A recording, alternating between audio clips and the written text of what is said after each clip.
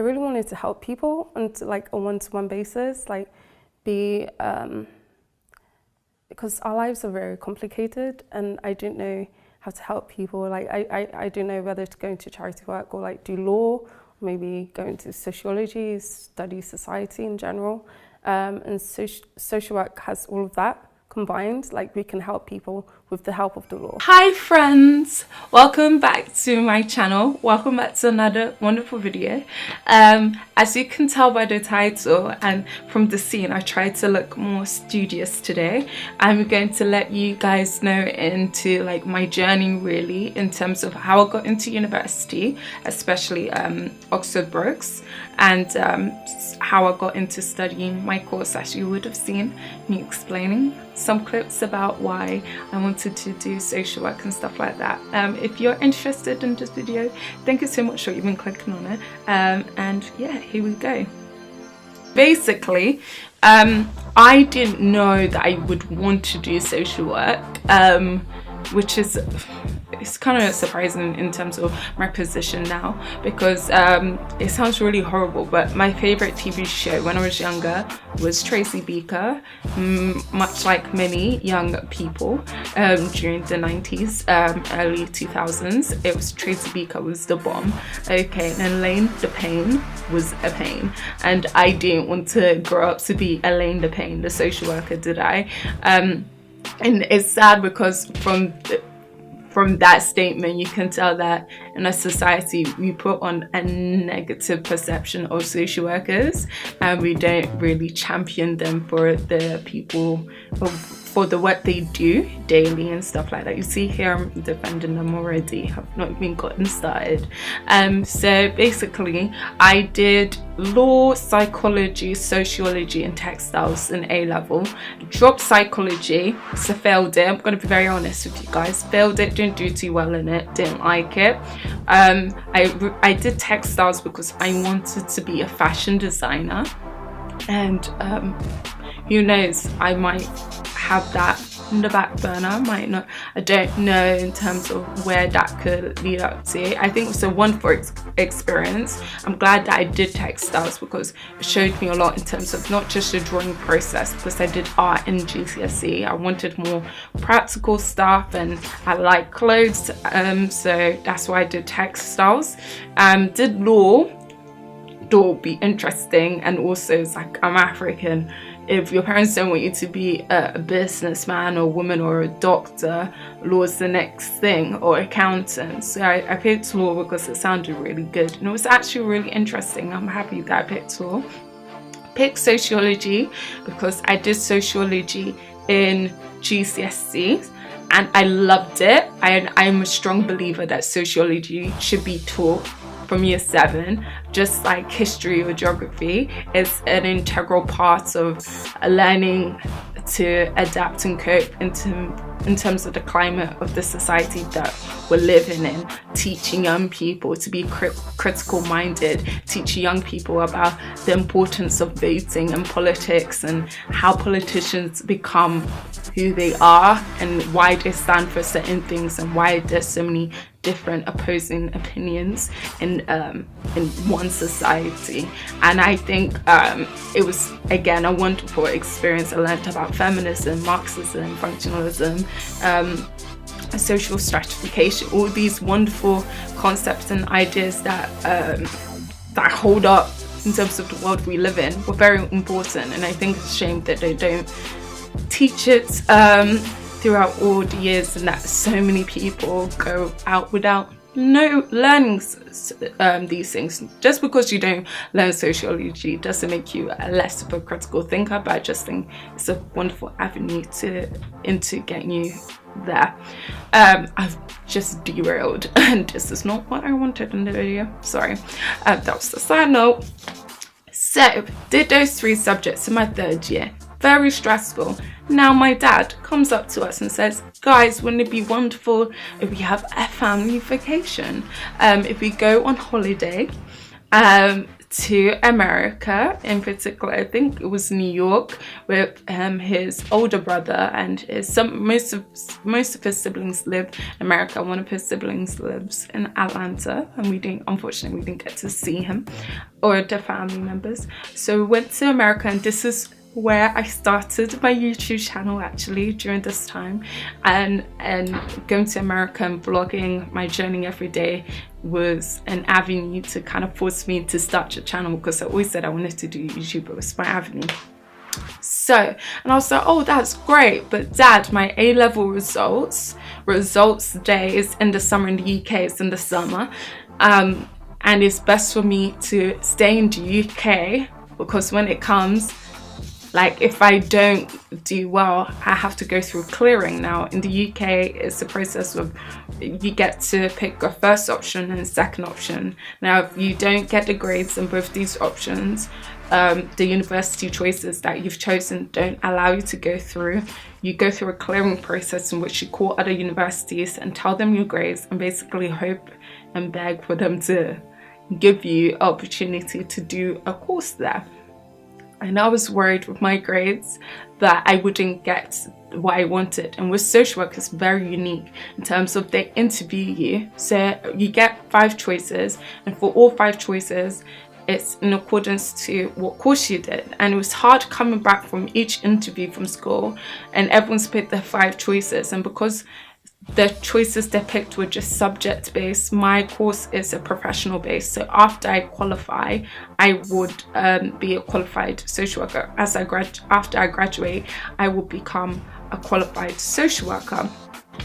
So unfortunately, don't know why God did this, but Oxford Brookes was my first interview, and I felt so out of place. Like, I felt like coming, because I lived at Milton Keynes at the time, living from Milton Keynes, coming to Oxford, feeling again the same small type of city vibe. I didn't really want that. I wanted to get out of that small city vibe. And my immediate family lived in Manchester, and visiting them in Manchester, the high, like, busy big city culture, I wanted more of that, and I wanted my university experience to reflect that. So when I first came to Brookes, even though everyone was lovely, I was a bit late because I was dropped at the wrong campus, so I had to rush there, but it was super lovely. It was a small vibe type of feel. And in terms of the social work process, for all of the interviews, they have 2 parts of the interviews. A written part where it's like a comprehension study of, like, they give you an article and you have to basically answer the questions and pick out the relevant information from the article, or either they show you a video and then you write down or answer questions in terms of what you've seen in the video. And then the second part is like the one-to-one interview or the group interview. So that's alive. So that's 3 parts. So one-to-one, then group interview.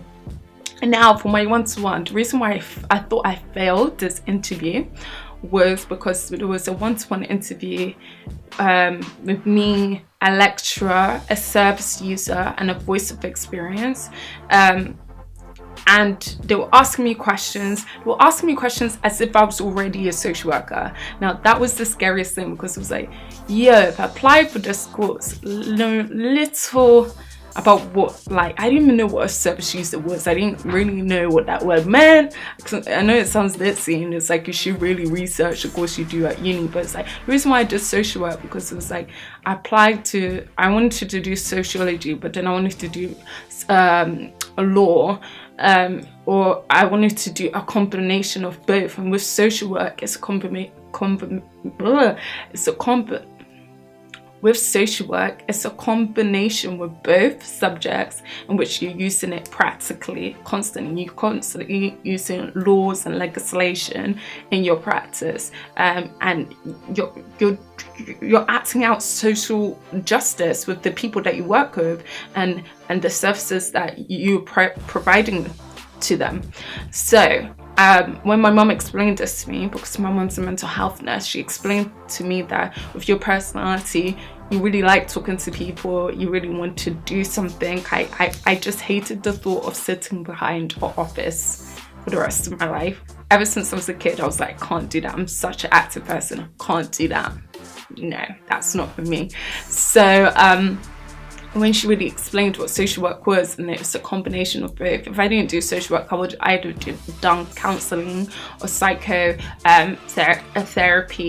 to just help people and just literally make a difference in at least someone's life. And if that's my legacy, then that's it. So going back to the interview again, sorry, going back to the interview, very daunting. They asked you questions as if you're already a social worker.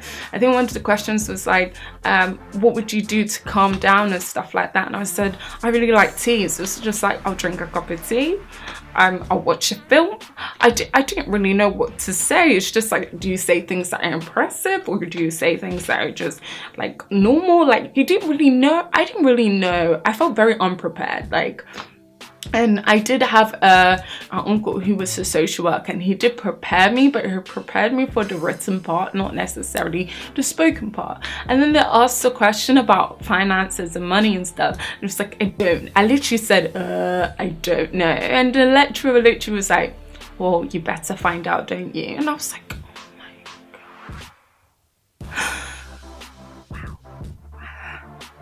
wow. When he said that, I was like, I am done.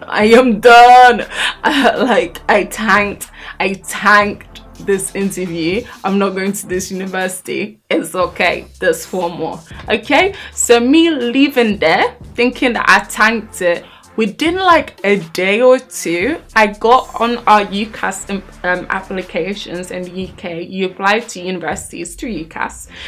Do the UCAS application, except for Oxford Brookes, a conditional offer. So they have accepted me on the conditions of if I get my grades right, and on the conditions that they liked me at the interview. And I applied for Nottingham, I applied for Leeds, and I applied for Anglia Ruskin, the Cambridge campus, and there's somewhere else that I applied for where I can't remember, but I went to these interviews as well, and they're quite good. I went to Nottingham and I fell in love because I just loved the city. I just loved the vibe there, and I was like, oh my gosh, this is gonna be my uni. Went there. The interviewing process was 10 times more intense and more stricter. And then the social work process for Brookes, like, it was like a two stage. So it's like you had a group interview and a written element. And if you pass that, that's when you get to go to the one-to-one. But if you pass the one-to-one, that's when they give you the offer. So it was just like a lot of like, it was more intense, and unfortunately I didn't pass. And I remember when I found out I didn't pass, I left our 6th form block and I cried to my mom, and I was like, Mom, I really wanted to go to Nottingham. And then when it came to results day in America, my dad didn't listen to me. In America, Oxford Brookes is the only university that accepted me. Now with social work, you can't apply to the same universities again. You have to wait for the next academic year. So in my mind, I was thinking, you know what? I leave it to God. I literally prayed to God, and I was thinking, first of all, I don't like education that much for me to either deter a year or to do a subject in which I have to pay for and then do a master's in social work, in which I wanted to do in the first place. And it didn't help that I didn't have anyone in my school that was encouraging me to do social work. I was the only person in my school who wanted to do social work. My sociology teachers advised me to do sociology, and they were like, maybe social work is very it's very constricting, that it is what it is. But it's just like, you have so many people who do degrees that are amazing and great, but don't get jobs afterwards. With degrees like social work, nursing, paramedics, after we graduate, we're getting a job straight away. We're able to pay the debt that we're in straight away. So it's like, to have that, like, it was very confusing. Anyway, again, a side note. So Oxford Brookes was the only one that gave me an offer, and I was in America. I think there was a really big time difference. Now the results come out at 8 o'clock in the morning, and it was like 3 o'clock there or something crazy like that. And I told my sister to wake me up, and basically UCAS would say congratulations, and he didn't say anything. And I called my friend Holly. I don't know if she's watching. Hi Holly, I don't know if you remember. Called my friend Holly to log into my UCAS account, because it wasn't changing, and it was a few hours now and it wasn't changing. I was like, do I have a university, or do I have to apply for different universities? Like, what am I going to do with my life? And if I was going to apply for different universities, I would have done social work and would have been like, yeah, because I'm the first child in my family. I felt the pressure. Like, I felt like I had to just go to university, which is not necessarily right. Don't go to university for the sake of going. Go there to like better yourself, or go there because what you want to do is because of the course, like you really fall in love with the course and you want to do that. But childish mentality, I just need to go to uni because I have to lead the path for my sisters to follow. So basically called Ollie, asked her to, I gave her all my details, my logins, everything. She went in, she saw the same thing I was seeing, no difference. And then I emailed the university. I tried to call them, email them, called GCAS, and they basically said that maybe there's an issue in terms of like my results and gradings and stuff. The thing with UCAS, it doesn't tell you the grades you got. I didn't know the grades I got, so by the fact that the screen wasn't changing, I thought I failed everything. I didn't fail everything. I think I got a BCD. That's not a fail. I'm in the uni, so I'm not gonna lie, I thought like I cheated the system, because I think it was like supposed to be BBC or APP, I don't know, but I still felt like I cheated the system. I call it God's favor. What are you gonna say? What are you gonna say about it? Nothing. That's it. So UCAS, you can't see the grades, so I thought I failed, and I was like, oh my gosh. And then randomly 2 hours later, get an email from the accommodation saying, welcome to Oxford Brookes University, you will be accommodated at Paul Kent Hall. And I was like, oh my gosh. I was like, this means one thing, I got in. I was like, I don't care about my grades, I'm going to uni, I'm gonna do social work. This is for reals, okay? This is for reals. And so I just ran into my parents' room. They were sleeping, they were gone. And I was like, Mom, Dad. And I was super stressed out. I don't understand. Like, my mom was like, I had faith in you. I was like, you had faith in me? Is that why you like fell asleep? She was like, yeah, I knew you were gonna go to uni. I was like, it's nice to hear, but it's just like, at this time, it's just like, be here with me. Don't be anxious with me, but feel what I'm feeling. You know, when someone's too calm, it's just like, I wish we both shared that same confidence, but we don't at this moment. So, you know, be here. So I told my mom, and she called my uncle and told my family members, and it was a great time. And it was literally just before we ended our holiday. And the reason why, when I got home, I realized the reason why that the UCAS page didn't change is because I resat my English exam.